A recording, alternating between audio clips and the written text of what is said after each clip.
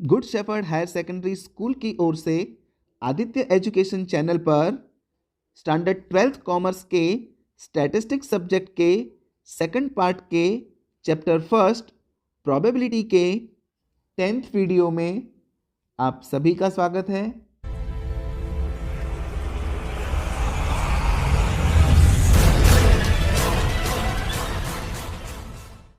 Friends, in the last video we have solved exercise 1.1. Today we are going to solve the sums of exercise 1.2. So the first sum, a balanced coin is tossed 3 times. Find the probability of the following events. Number 1, getting all 3 heads. Number 2, not getting a single head. Number 3, getting at least one head. Number 4, getting more than one head. Number 5, getting at the most one head. Number 6, getting less than 2 heads. Number 7, getting head and tail alternately. Number 8, getting more number of heads than tails. तो चलिए friends इस सम को solve करते हैं। A balanced coin is tossed 3 times. So total possible outcomes या उसे हम number of sample points कहें वो हमें मिलेगा 2⁵ करने से। मैंने आपको पहले भी बताया था कि आप जो चीज टॉस कर रहे हो या रोल कर रहे हो उसकी कितनी सरफेस है वो आप बेस में लेंगे और उसे आप कितनी बार उछाल रहे हो वो आप पावर में लगाएंगे। तो यहां पर एक बैलेंस कॉइन हम 3 टाइम्स टॉस करते हैं तो 2⁵, तो हमारे टोटल पॉसिबल आउटकम्स n = 8 हो जाएंगे। अब बारी बारी से हम एक एक करके इस सम के सारे क्वेश्चन सॉल्व करेंगे, लेकिन उससे पहले हमें एक कॉइन को 3 बार टॉस करने से जो सैंपल स्पेस बनता है उसकी जरूरत पड़ेगी। तो चलिए सैंपल स्पेस तैयार करते हैं। तो आप देख सकते हैं यहाँ पर टोटल 8 आउटकम्स हैं, तो हमने यहाँ पर 8 ब्रैकेट्स बना दिए हैं। तो हो सकता है तीनों 3 हेड आए, हो सकता है 2 हेड और 1 टेल आए। इस टेल को लास्ट में रखा है, एक बार हम इस टेल को बीच में रखेंगे, एक बार इस टेल को हम स्टार्टिंग में रखेंगे।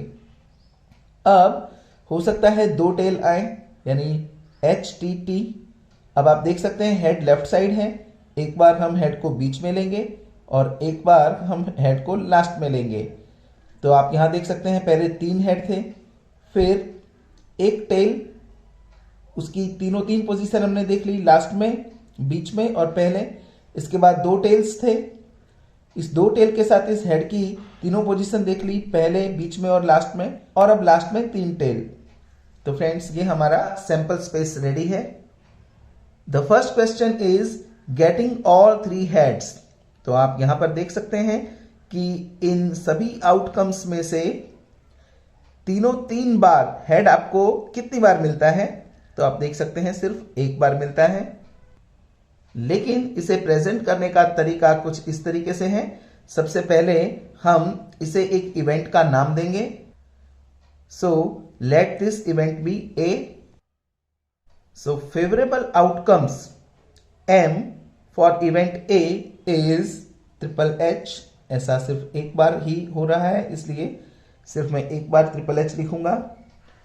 तो फ्रेंड्स टोटल पॉसिबल आउटकम्स वो होते हैं जो सारे संभावित परिणाम हो, और फेवरेबल आउटकम वो होते हैं जो कंडीशन हमें दी हो उस कंडीशन के अकॉर्डिंग जो आउटकम्स आते हो। जैसे यहां पर कंडीशन है गेटिंग ऑल 3 हेड्स, तो ऑल 3 हेड्स यहां पर सिर्फ 1 बार आ रहा है, तो ये हमारा फेवरेबल आउटकम हुआ। Now the formula of probability is P of A means probability of event A is equal to favorable outcomes for event A divided by total possible outcomes, means M upon N।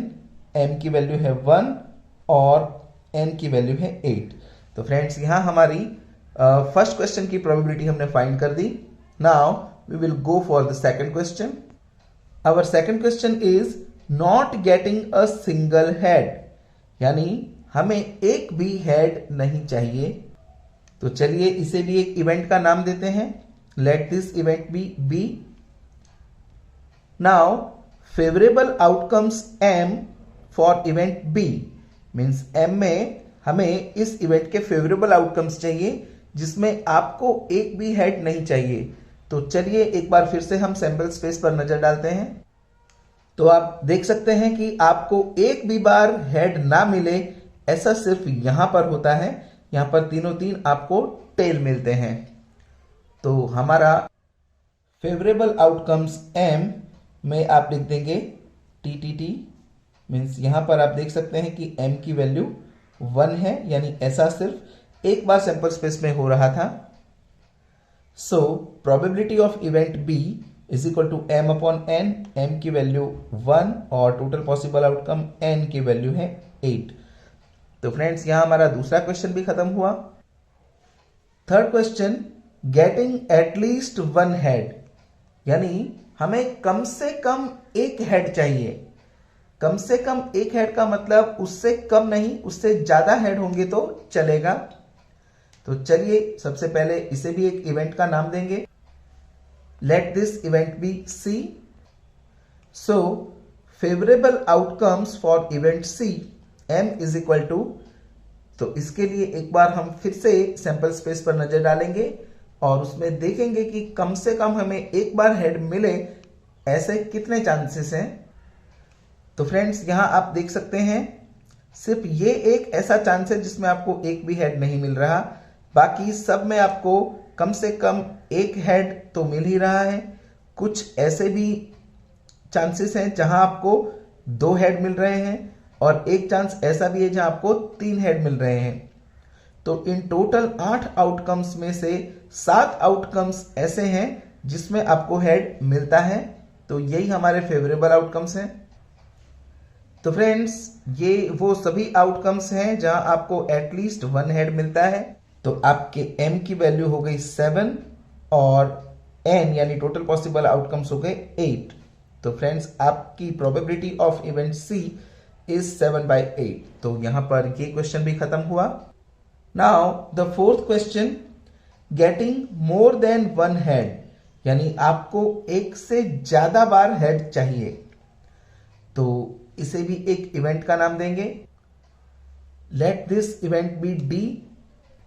Now favourable outcomes for event D M is equal to, तो friends ऐसा कितनी बार होता है कि आपको एक से ज्यादा बार हेड देखने को मिलते हैं। तो इसके लिए भी हम सैंपल स्पेस पे नजर डालेंगे।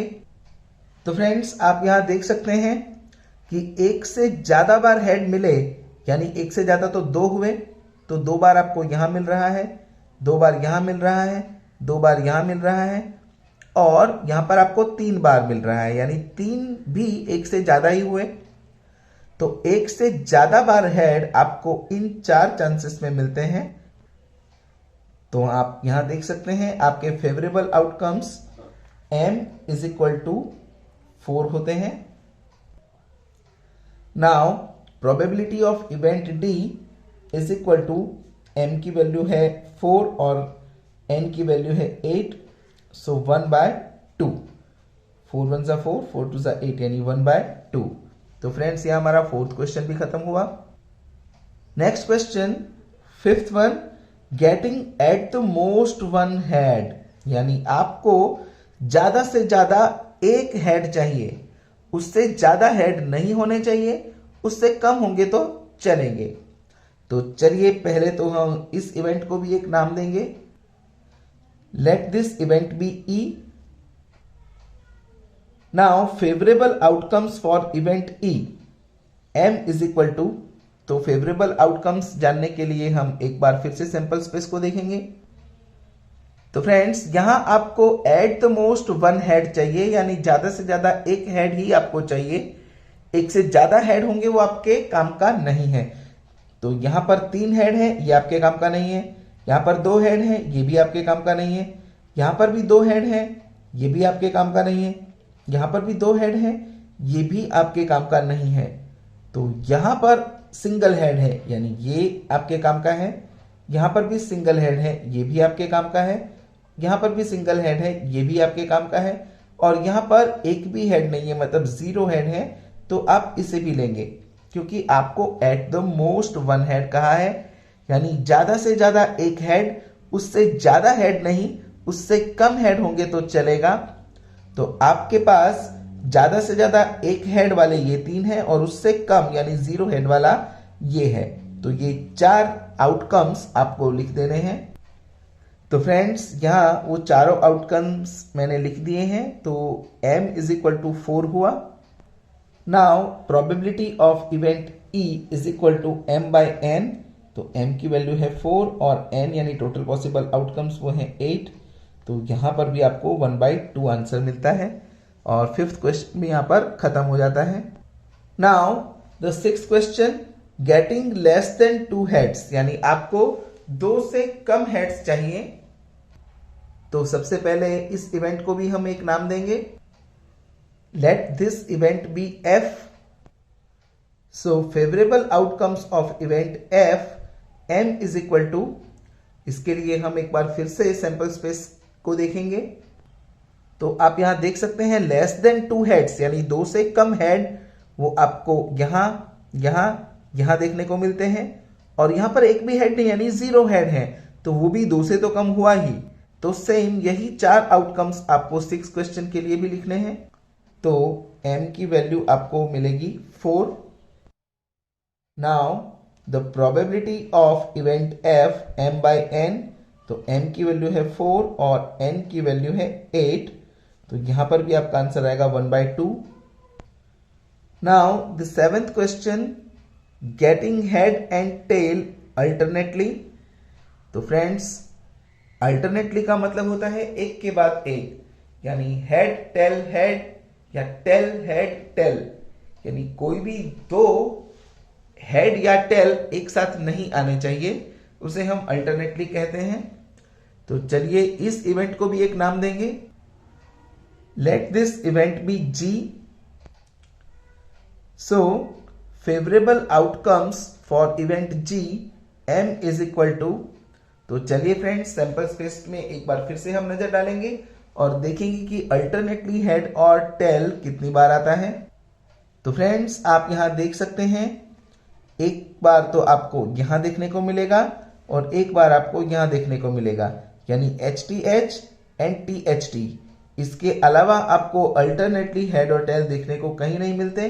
तो ये दोनों आउटकम्स हम यहां लिख देंगे HTH and THT। Therefore m की वैल्यू यहां पर 2 हो जाती है and probability of event G is equal to m by n means 2/8, so 1/4। तो फ्रेंड्स यहां पर हमारा 7th क्वेश्चन भी खत्म होता है। Now the 8th one, getting more numbers of heads than tails, यानी टेल्स से ज्यादा हेड आपको दिखाई दें, ऐसे इवेंट्स की प्रोबेबिलिटी आपको फाइंड करनी है। तो सबसे पहले इस इवेंट को एक नाम देंगे, let this event be H। So favourable outcomes for event H, M is equal to, ये देखने के लिए हम फिर से एक बार सैंपल स्पेस में नजर डालेंगे। तो यहां आपको more number of heads than tail चाहिए, यानी हेड ज्यादा होने चाहिए।